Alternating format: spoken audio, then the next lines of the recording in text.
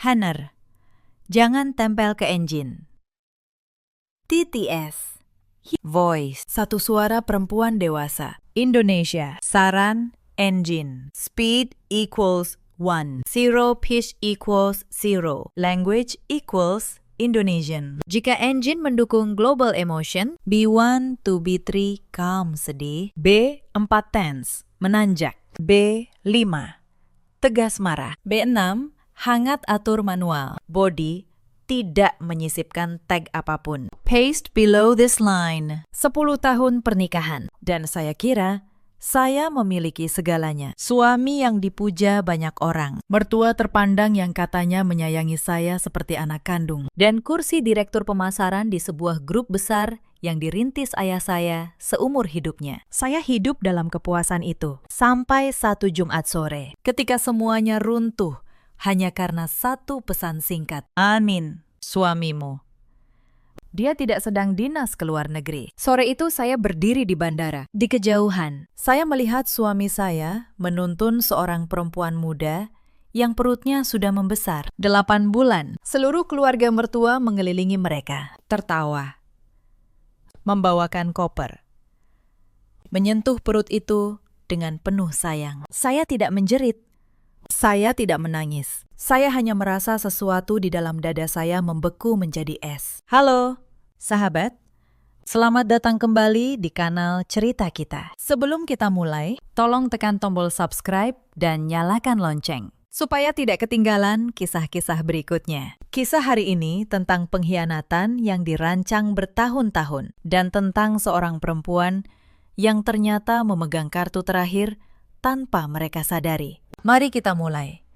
Nama saya Anindya Maheswari. Usia saya 34 tahun. Saya bekerja sebagai direktur pemasaran di Grup Wijaya Kusuma, sebuah perusahaan yang dibangun ayah saya dari nol. Sudah 10 tahun saya menjadi istri Reza Pratama. Dan selama 10 tahun itu, saya percaya saya adalah perempuan paling beruntung di dunia. Ayah saya, almarhum Pak Wijaya, adalah segalanya bagi saya. Beliau mendidik saya menjadi perempuan yang mandiri. Beliau selalu berkata, seorang perempuan harus bisa berdiri di kakinya sendiri, dalam situasi apapun. Saya tidak mengerti betul makna kalimat itu dulu. Baru sekarang saya paham. Rumah kami sebuah villa luas di kawasan Menteng. Marmer dingin, langit-langit tinggi, dan aroma bunga lili yang dulu saya kira adalah aroma kebahagiaan. Mobil saya selalu mengkilap. Lemari saya penuh dari luar. Hidup saya sempurna. Reza dan saya menikah ketika saya berusia 24 tahun.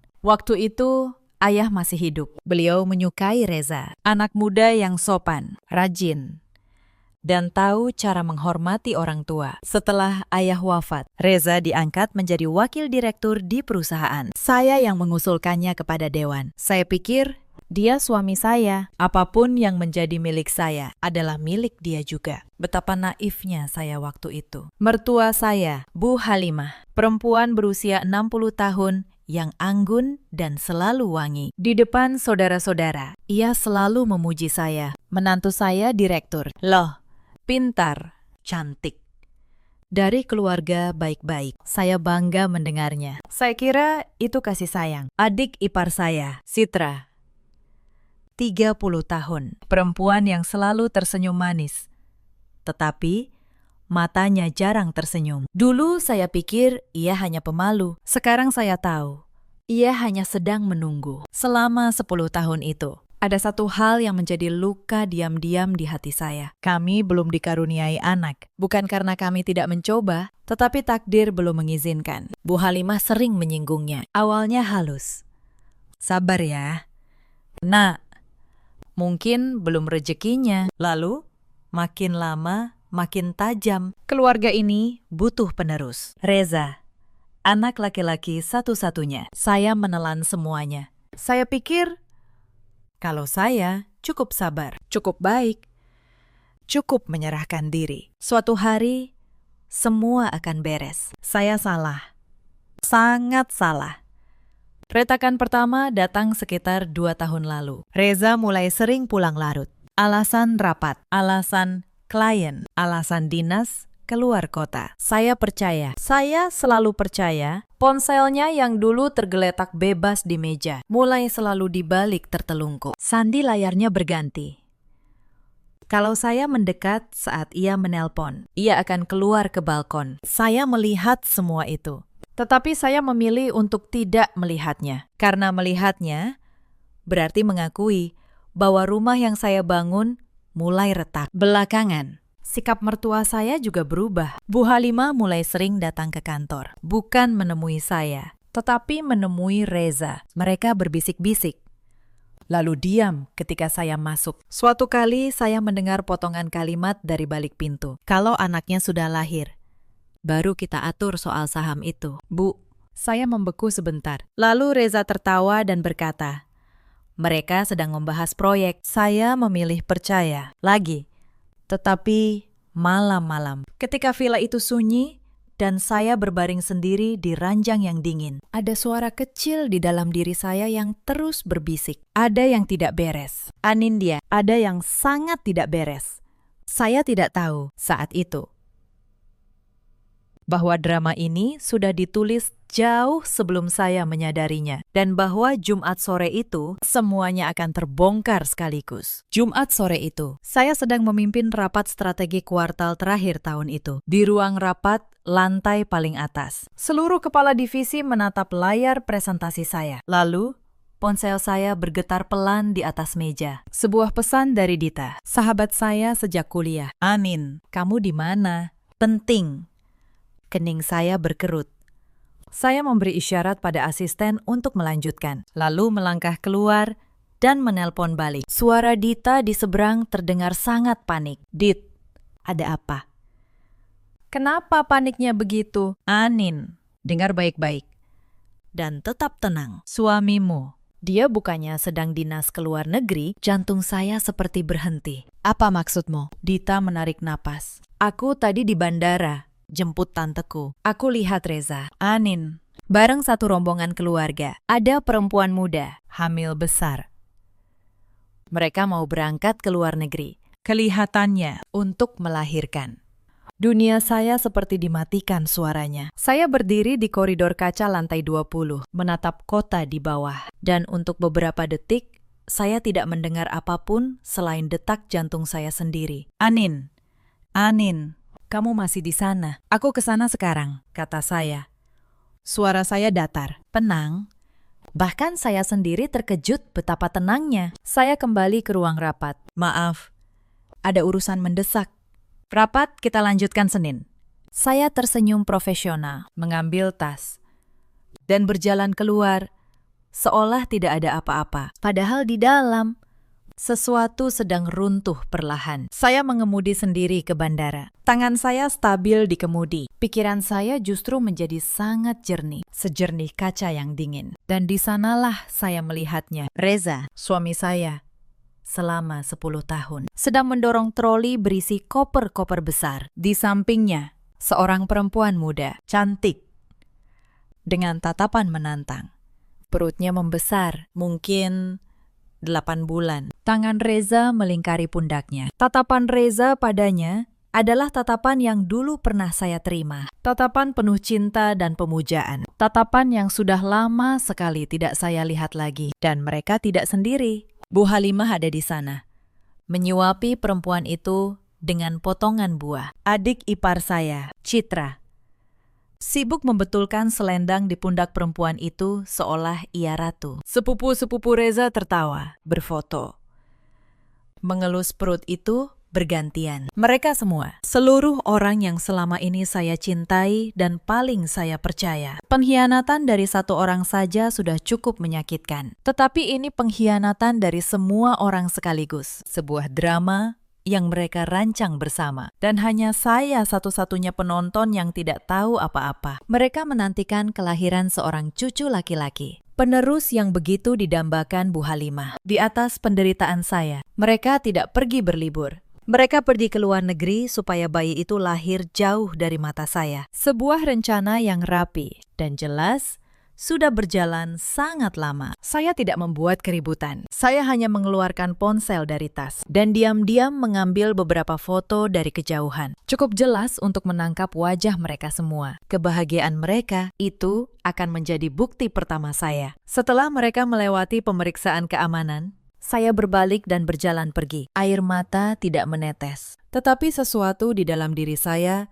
telah mati sepenuhnya. Cinta, kepercayaan, dan rasa hormat selama 10 tahun. Semuanya menjadi abu di bandara itu. Saya menghirup udara malam yang dingin, dan saya tahu Anindya yang kemarin sudah tidak ada lagi. Mulai sekarang, akan ada Anindya yang berbeda. Anindya yang akan merebut kembali semua miliknya dan milik ayahnya, apapun taruhannya. Malam itu, saya tidak pulang ke villa. Saya menyewa kamar hotel, duduk di tepi ranjang, dan menelpon satu orang, Pak Gunawan Suryo, pengacara paling setia, ayah saya. Lelaki tua yang sudah mendampingi keluarga kami lebih dari 20 tahun. Pak Gunawan, maaf menelpon malam-malam. Saya butuh bantuan Bapak. Saya ceritakan semuanya. Suara di seberang sempat terdiam lama, lalu terdengar helaan napas panjang. Begitu rupanya, sungguh tidak terduga. Baiklah,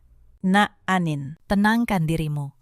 Yang pertama, jangan sampai mereka tahu kau sudah mengetahui segalanya. Bersikaplah seperti biasa. Saya menutup mata. Saya mengerti. Mengenai keuangan, lanjut beliau. Ada bagian yang kau curigai. Ada. Pakistan. Suara saya mengeras. Reza memakai posisinya sebagai wakil direktur. Saya curiga ia mengalirkan dana lewat sebuah yayasan amal milik perusahaan. Yayasan Cahaya Harapan. Yayasan itu memakai nama ayah saya. Saya butuh seluruh riwayat transaksinya selama 3 tahun terakhir. Baik, akan segera saya urus. Kau pemegang saham terbesar dan putri pendiri. Kau punya hak penuh atas informasi itu. Jaga kesehatanmu. Nak, jangan sampai tumbang. Saya dan kolega-kolega setia ayahmu akan selalu ada di sisimu. Setelah panggilan berakhir, saya merasa sedikit lebih kuat. Saya tidak sendirian dalam pertarungan ini. Saya memulai pekerjaan saya sendiri malam itu juga. Dengan akses administrator tertinggi yang saya miliki di sistem perusahaan, saya diam-diam mencadangkan semuanya. Seluruh riwayat email kerja Reza. Catatan percakapan, file-file kontrak selama 3 tahun terakhir. Semuanya saya salin ke penyimpanan pribadi yang hanya saya yang tahu. Saya juga memeriksa kembali rekaman kamera keamanan di kantor dan di villa. Rekaman Reza yang diam-diam menelpon di balkon. Rekaman ia keluar larut malam dengan alasan yang kini saya tahu bohong.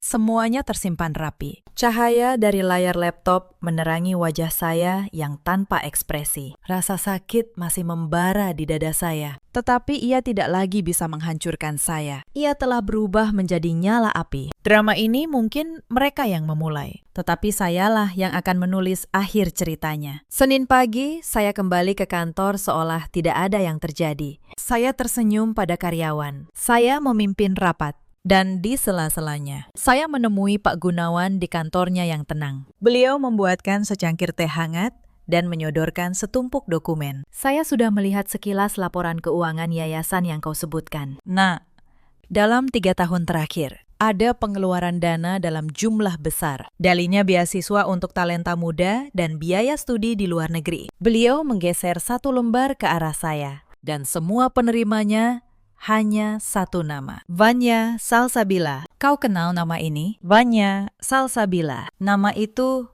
membuat dada saya berdenyut nyeri. Wajah perempuan muda dengan tatapan menantang di bandara itu kembali muncul. Mungkin itu. Perempuan itu.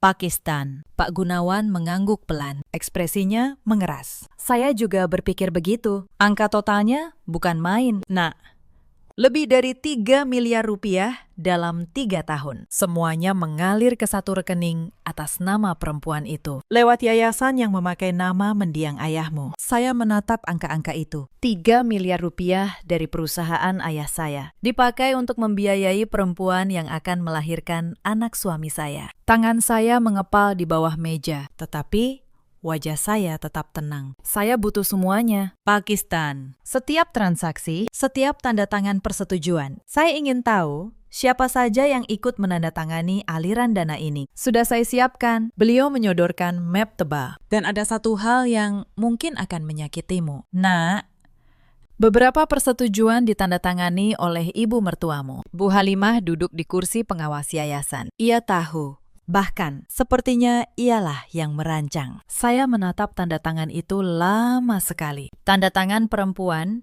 yang dulu menyuapi saya kue di hari pertama saya datang ke rumahnya. Perempuan yang memanggil saya menantu kesayangan di depan tamu. Saya tersenyum tipis. Bukan senyum bahagia, senyum seseorang yang akhirnya melihat segalanya dengan jelas. Hari-hari berikutnya, saya menjalani peran sebagai istri yang tidak tahu apa-apa. Reza kembali dari luar negeri 2 minggu kemudian, dengan alasan dinas selesai. Ia memeluk saya di depan pintu. Kangen, Anin, katanya. Saya membalas pelukannya. Aku juga. Mas. Suara saya manis. Di dalam, saya menghitung mundur. Bu Halimah mulai lebih sering datang ke villa, selalu dengan senyum. Selalu membawa oleh-oleh. Tetapi kini saya tahu, setiap kunjungannya punya tujuan. Suatu sore, ia datang, duduk di ruang tamu, dan berkata dengan nada yang dibuat-buat lembut. Anin, ibu mau bicara serius. Kamu sudah 10 tahun menikah dengan Reza, tapi belum dikaruniai anak. Ibu tidak menyalahkanmu. Ya, nak. Tapi keluarga ini butuh kepastian. Saya menuangkan teh untuknya. Maksud ibu apa? Soal saham perusahaan. Ia mengaduk tehnya pelan.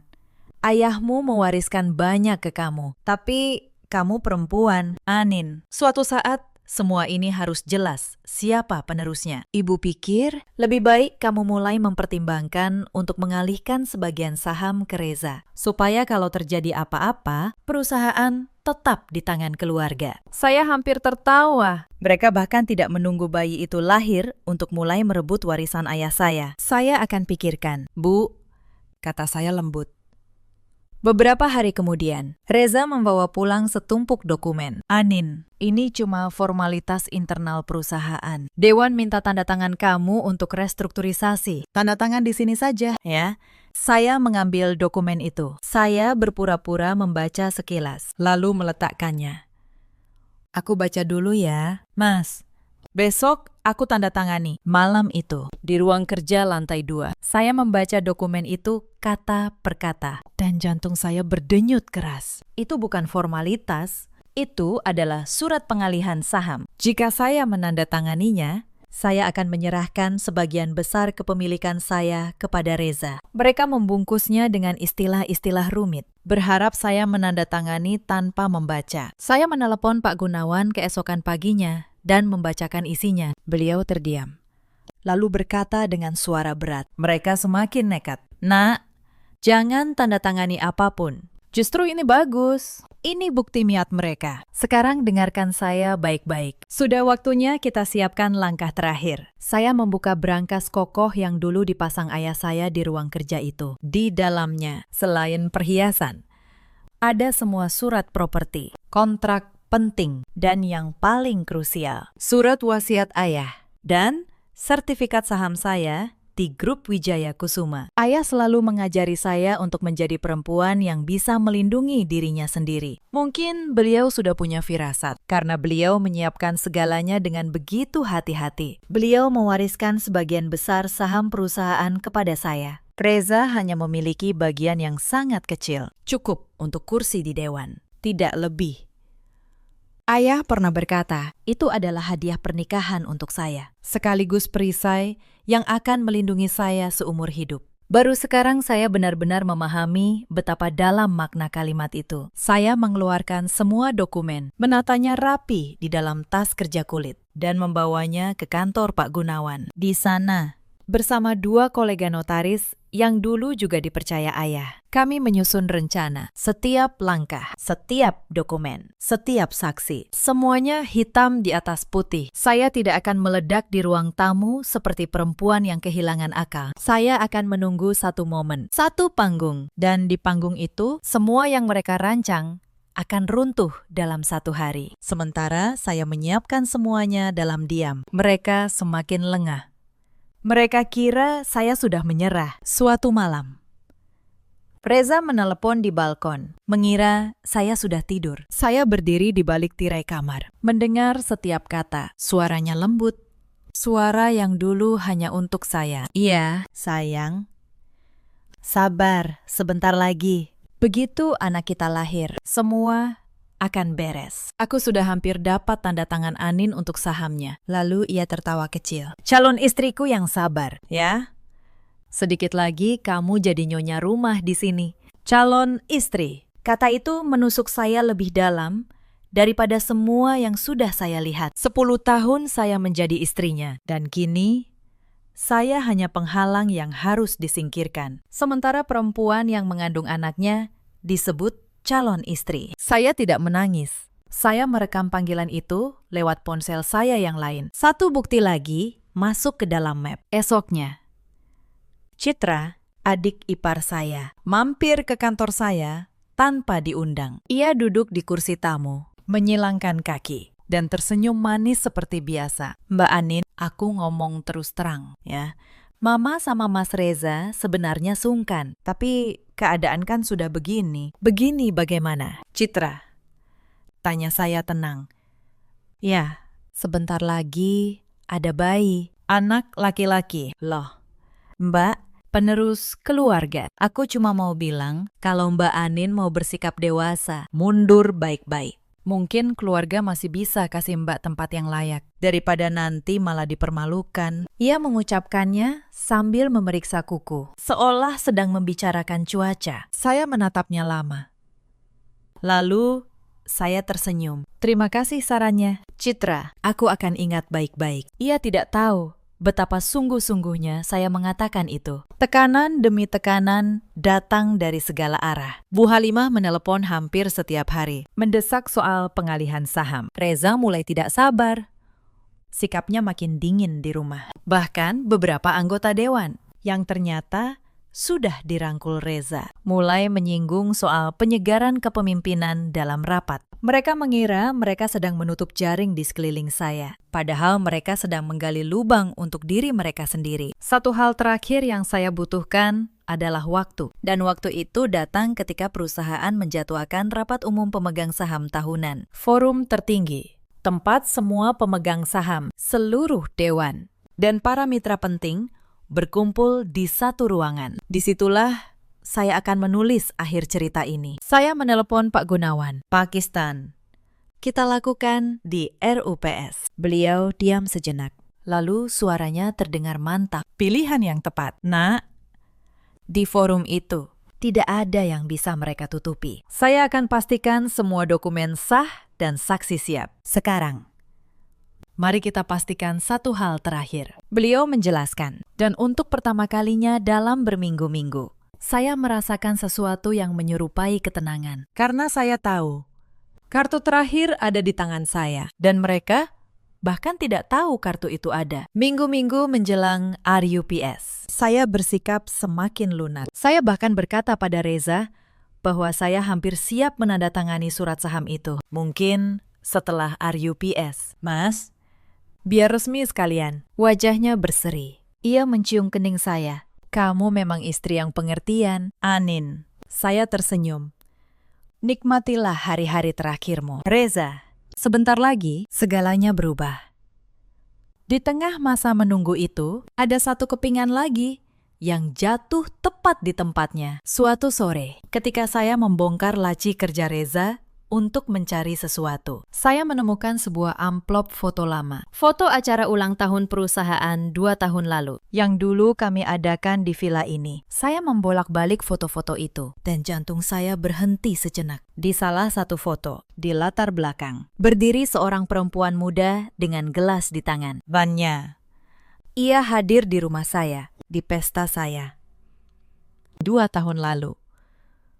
Saat itu, Reza memperkenalkannya kepada saya sebagai rekan kerja baru dari divisi pemasaran. Saya bahkan menjabat tangannya dengan ramah. Saya menyuguhinya makanan. 2 tahun, selama 2 tahun. Perempuan itu sudah ada di sekeliling saya, dan saya tidak pernah curiga. Mereka membawanya masuk ke rumah saya, ke meja makan saya, sambil tertawa di belakang saya. Rasa mual naik ke tenggorokan saya, tetapi saya menelannya dan menyimpan foto itu. Bukti lagi tentang betapa lama dan betapa dingin rencana ini disusun. Beberapa hari kemudian, Bu Halimah mengadakan acara makan malam keluarga di villa. Katanya untuk mempererat silaturahmi. Saya tahu betul, itu bukan silaturahmi. Itu tekanan terakhir sebelum mereka mengira saya akan menyerahkan saham. Di meja makan, di antara hidangan yang saya siapkan sendiri, Bu Halimah memulai dengan nada manis. Anin,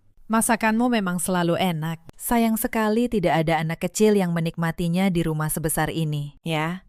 Citra menimpali sambil tersenyum. Iya, rumah sebesar ini sepi, tanpa tangisan bayi. Kasihan Mas Reza. Saya meletakkan sendok saya pelan. Dulu, kalimat seperti itu akan membuat saya menunduk, malu, merasa bersalah atas sesuatu yang bukan kesalahan saya. Tetapi malam itu, saya hanya tersenyum. Tenang, Bu, sebentar lagi rumah ini akan ramai. Ada banyak hal yang akan berubah. Mereka saling pandang, mengira saya bicara tentang menyerah. Mereka tidak tahu betapa benar dan betapa berbahaya kalimat saya. Di tengah makan malam, ponsel Bu Halimah berdering. Ia bergegas ke teras untuk menerimanya. Saya pamit ke dapur, lalu diam-diam berdiri di balik pintu. Saya mendengar suaranya merendah. Iya, Vanya, sabar ya.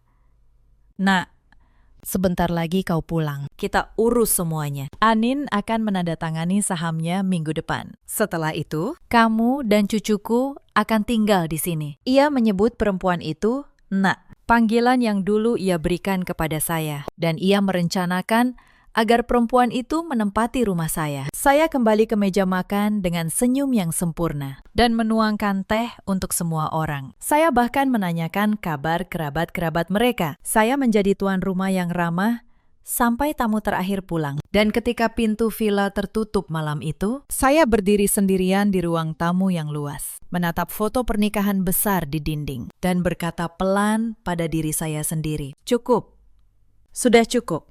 Tetapi sebelum hari RUPS tiba, ada beberapa hal yang masih harus saya pastikan. Karena saya tahu, satu celah saja mereka bisa berkelit.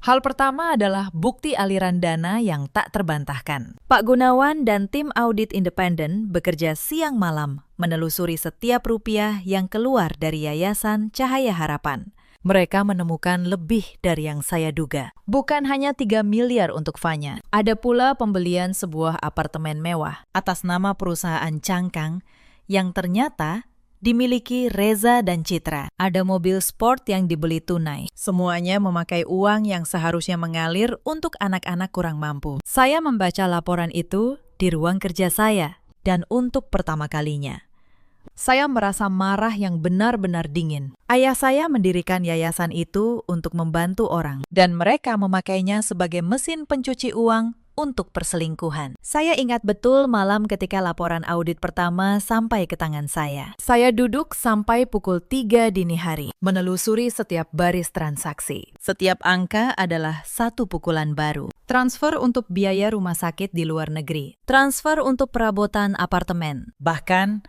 ada transfer kecil yang rutin setiap bulan, seperti uang belanja untuk perempuan itu. Selama lebih dari 2 tahun, suami saya menghidupi keluarga keduanya dengan uang yang dicuri dari yayasan ayah saya. Sementara di rumah, ia masih berpura-pura menjadi suami yang kekurangan waktu karena pekerjaan. Pak Gunawan juga menemukan jejak digital yang menarik.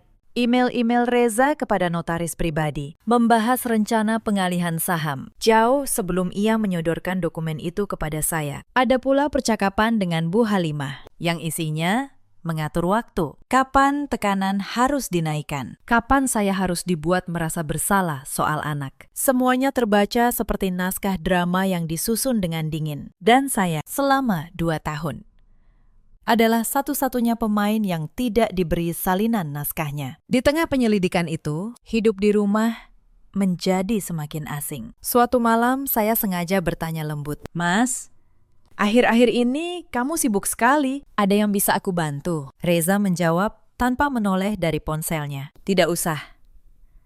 Anin, urusan kantor, kamu tidak akan mengerti. Dulu kalimat itu akan membuat saya merasa kecil. Sekarang saya hanya mencatatnya dalam hati. Ia bahkan tidak repot-repot lagi berpura-pura. Dan justru sikap itu yang membuat saya semakin yakin dengan apa yang akan saya lakukan. Hal kedua adalah memastikan posisi saya di perusahaan tidak bisa diganggu.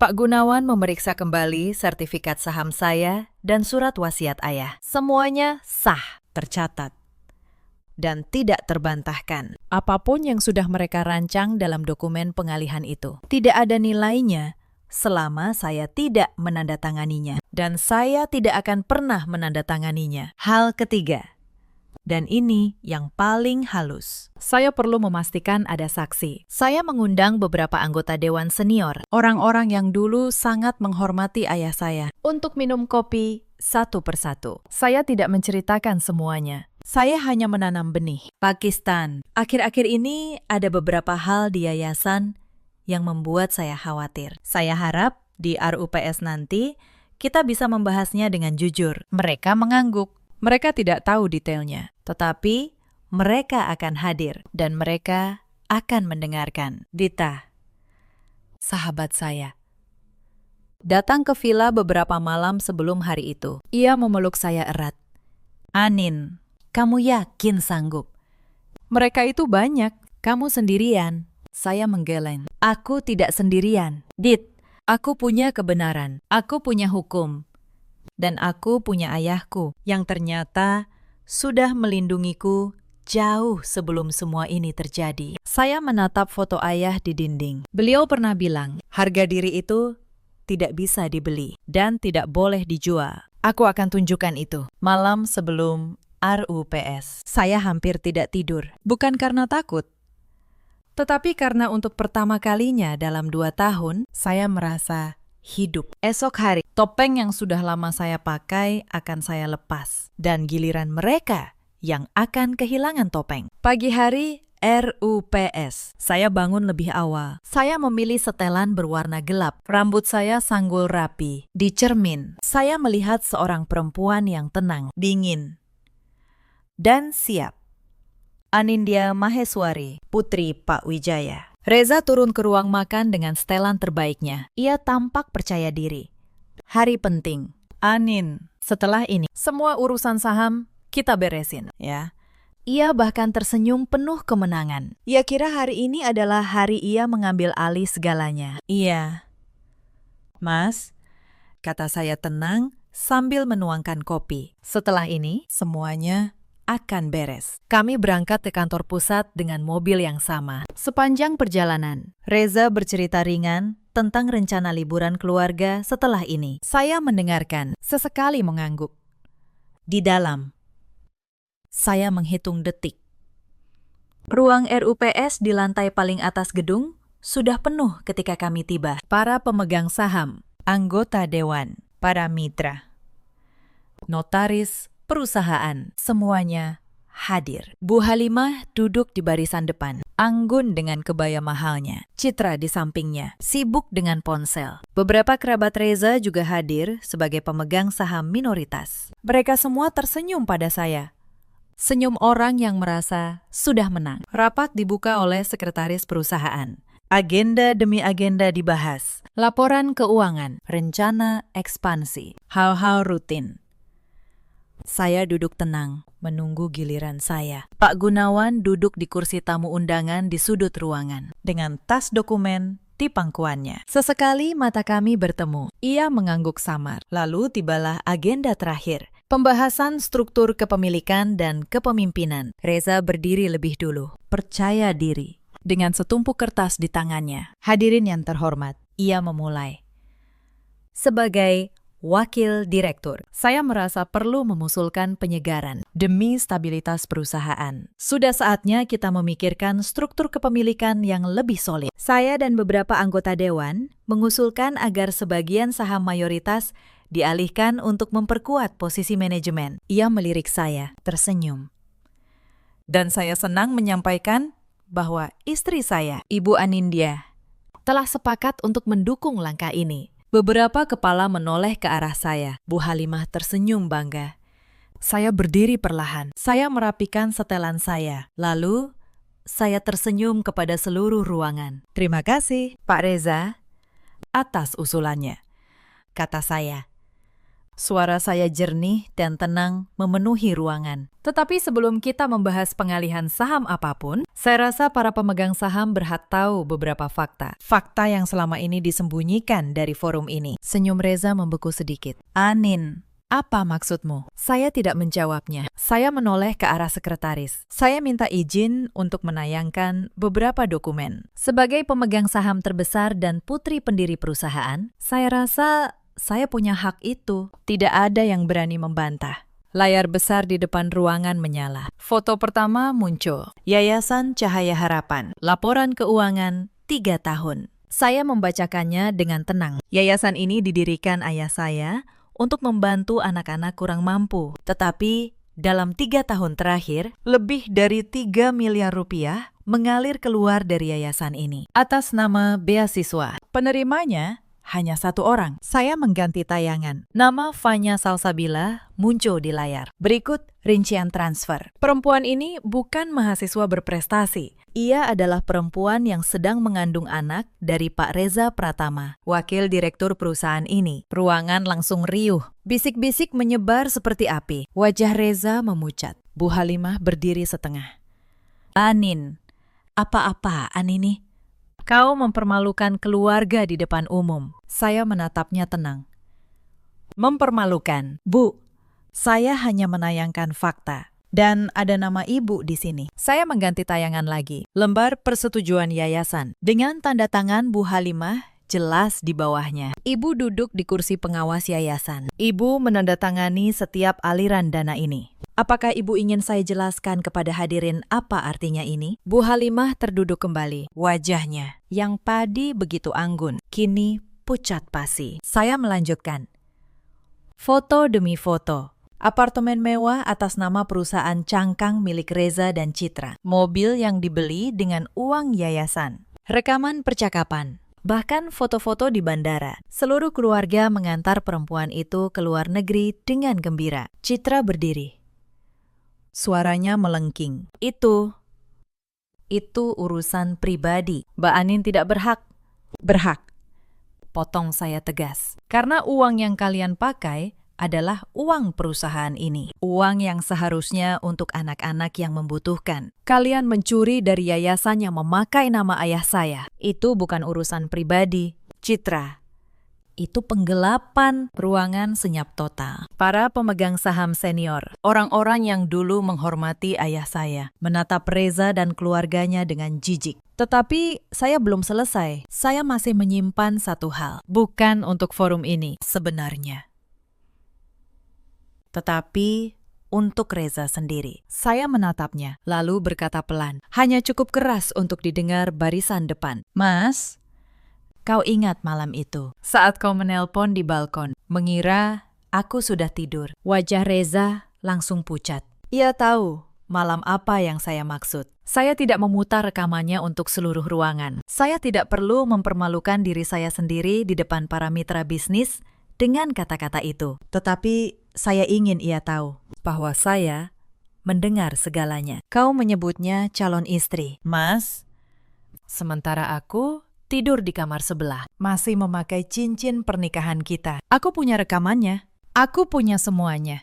Tangan Reza yang memegang kertas mulai gemetar. Bu Halimah menutup mulutnya dengan tangan. Mereka akhirnya benar-benar mengerti bahwa selama berminggu-minggu mereka mengira saya lengah. Saya justru sedang mengumpulkan setiap potong bukti tentang mereka. Citra mencoba menyela lagi, tetapi suaranya kini lemah. Mbak Anin, kita kan keluarga.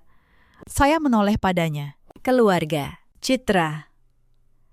Keluarga tidak menyebut menantunya penghalang. Keluarga tidak mengirim perempuan lain ke luar negeri untuk melahirkan. Lalu merencanakan menggantikan istri sah dengan uang curian. Kalian berhenti menjadi keluarga saya jauh sebelum hari ini. Saya hanya yang terakhir menyadarinya. Reza akhirnya bersuara. Suaranya gemetar.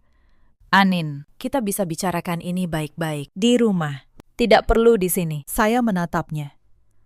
Lelaki yang 10 tahun saya cintai. Di rumah. Mas, seperti caramu membicarakan calon istrimu di balkon. Sementara aku tidur di kamar sebelah. Wajahnya benar-benar runtuh saat itu. Lalu saya menoleh ke seluruh ruangan dan saya mengeluarkan kartu terakhir saya. Dan mengenai usulan pengalihan saham mayoritas yang baru saja disampaikan Pak Reza, izinkan saya meluruskan satu hal. Untuk para hadirin yang mungkin belum mengetahui struktur kepemilikan perusahaan ini yang sebenarnya, Pak Gunawan berdiri, membuka tasnya, dan membagikan salinan dokumen kepada para pemegang saham. Surat wasiat almarhum Pak Wijaya. Sertifikat saham yang sah dan tercatat. Ayah saya mewariskan kepada saya sebagian besar kepemilikan perusahaan ini, kata saya.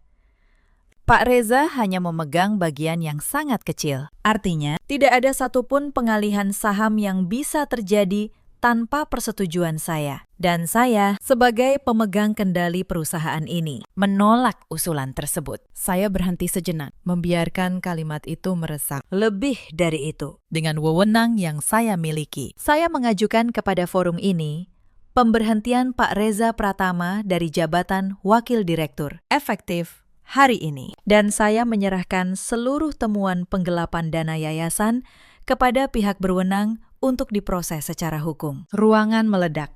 Para pemegang saham mulai bicara satu sama lain.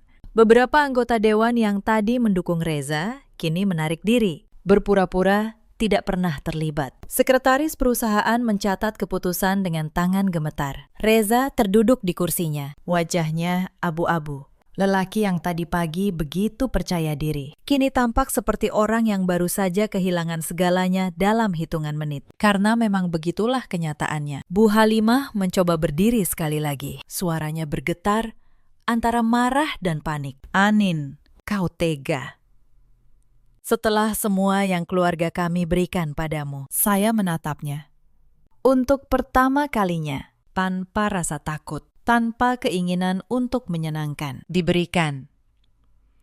Bu, selama 10 tahun, saya yang memberi.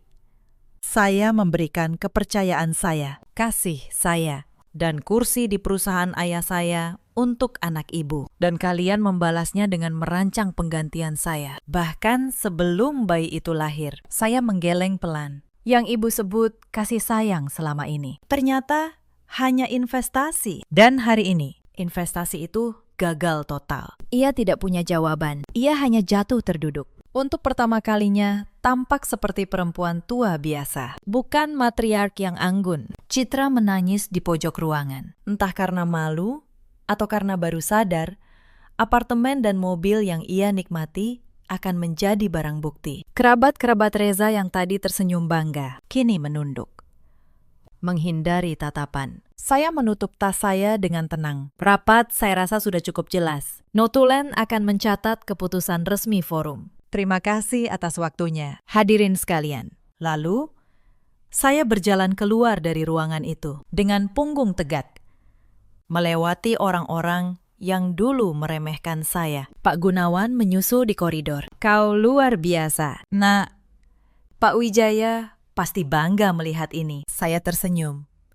Dan untuk pertama kalinya dalam waktu yang sangat lama, mata saya berkaca-kaca. Bukan karena sedih, tetapi karena lega. Hari-hari setelah RUPS berjalan cepat. Berita penggelapan dana yayasan sampai ke pihak berwenang. Penyelidikan dibuka. Reza dan Citra ditetapkan sebagai tersangka penggelapan. Apartemen mewah dan mobil sport itu disita sebagai barang bukti. Perusahaan cangkang mereka dibongkar satu persatu. Vanya Salsabila, perempuan yang dijanjikan menjadi nyonya rumah, melahirkan di luar negeri. Tetapi begitu aliran dana dari yayasan terputus, dan begitu Reza kehilangan jabatan serta hartanya, janji-janji itu menguap. Saya dengar mereka mulai bertengkar hebat. Ternyata cinta yang dibangun di atas uang curian runtuh begitu uang itu habis. Beberapa bulan kemudian, kabar tentang mereka sampai ke telinga saya lewat Dita. Vanya, yang mengira akan menjadi ratu di Villa Menteng. Kini terdampar di sebuah apartemen sewaan kecil bersama bayinya. Ditinggalkan oleh keluarga Reza yang sudah tidak punya apa-apa lagi untuk diberikan. Reza yang dulu necis dan percaya diri, kehilangan jabatan, kehilangan harta, dan namanya tercoreng di kalangan bisnis. Tidak ada perusahaan yang mau menerima seorang mantan direktur yang terlibat kasus penggelapan. Penerus yang begitu didambakan Bu Halimah pun lahir, bukan ke dalam kemewahan yang dijanjikan, melainkan ke tengah puing-puing keluarga yang hancur oleh keserakahan mereka sendiri. Saya tidak merasa puas mendengarnya. Saya juga tidak merasa kasihan. Saya hanya merasa tenang. Karena saya tahu, saya tidak melakukan satu pun hal jahat kepada mereka. Saya hanya membiarkan kebenaran berbicara dan membiarkan setiap orang menuai apa yang telah mereka tanam. Itulah karma. Ia tidak perlu didorong. Ia hanya perlu waktu. Bu Halimah, karena namanya tercantum di kursi pengawas yayasan, ikut diperiksa. Kehormatan keluarga yang selama ini ia jaga mati-matian di depan kerabat, hancur dalam semalam. Nama baik yang ia banggakan kini menjadi bahan bisik-bisik. Karma memang punya cara sendiri untuk menagih. Reza datang ke villa satu kali, beberapa minggu kemudian. Ia berdiri di depan pintu yang sama tempat dulu ia memeluk saya. Wajahnya kuyu. Amin. Aku salah. Aku hilaf. Bisakah kita mulai lagi? Saya menatapnya lama. Tidak ada lagi kemarahan, tidak ada lagi cinta, hanya kekosongan yang tenang. Mas, kau tidak hilaf? Hilaf itu sekali. Kau merencanakan ini selama bertahun-tahun. Kau memindahkan uang, membeli rumah untuk perempuan lain, dan menyebutnya calon istri. Sementara kau masih tidur di ranjangku. Saya menggeleng. Pintu ini sudah tertutup dan tidak akan terbuka lagi. Saya menutup pintu itu pelan, tidak dibanting, karena saya tidak lagi punya amarah untuknya. Dan itu, saya rasa, adalah hukuman yang paling menyakitkan baginya. Diabaikan oleh perempuan yang dulu memujanya. Perceraian kami berjalan cepat. Dengan semua bukti yang ada, Reza tidak punya posisi untuk menawar apapun. Saya tidak menuntut banyak. Saya hanya ingin namanya dihapus dari hidup saya dan dari perusahaan ayah saya. Keduanya saya dapatkan. Bulan-bulan berikutnya, saya membenahi perusahaan. Saya mengangkat orang-orang yang kompeten dan jujur. Membersihkan dewan dari mereka yang dulu bersekongkol. Grup Wijaya Kusuma, perusahaan yang dirintis ayah saya, perlahan kembali sehat. Bahkan, tumbuh lebih kuat dari sebelumnya. Saya mengembalikan Yayasan Cahaya Harapan ke tujuan aslinya, membantu anak-anak yang benar-benar membutuhkan. Itu cara saya memohon maaf kepada ayah atas apa yang sempat terjadi pada warisannya. Saya tidak mengira bahwa di tengah kesibukan membangun kembali, hidup akan memberi saya sesuatu yang tidak saya cari. Beberapa bulan setelah semuanya selesai, perusahaan mengirim saya ke sebuah pameran bisnis di Eropa. Suatu sore, di sebuah galeri kecil di pinggir kota, saya berhenti di depan sebuah lukisan. Aroma kertas tua dan kopi memenuhi udara. Saya merasa tenang untuk pertama kalinya sejak lama. Lalu, sebuah suara terdengar di samping saya dalam bahasa Indonesia. Permisi, apakah Anda orang Indonesia? Saya menoleh dan seketika membeku. Pria di hadapan saya memiliki wajah yang familiar, tegas, cerdas. Ia juga tampak sama terkejutnya. Anindya Maheswari. Kak Adrian. Nama itu keluar dari mulut saya tanpa sadar. Adrian Wicaksono, senior saya semasa kuliah. Seseorang yang dulu sangat dikagumi dan sering dipuji oleh ayah saya. Sudah lebih dari 10 tahun kami tidak bertemu. Ia kini seorang arsitek sukses yang bekerja di Eropa. Masih melajang. Masih dengan senyum hangat yang sama seperti dulu. Kami minum kopi bersama. Saya bercerita sedikit tentang apa yang terjadi dalam hidup saya. Ia mendengarkan dalam diam. Matanya penuh simpati dan rasa hormat. Kau benar-benar kuat, Anin, katanya pelan.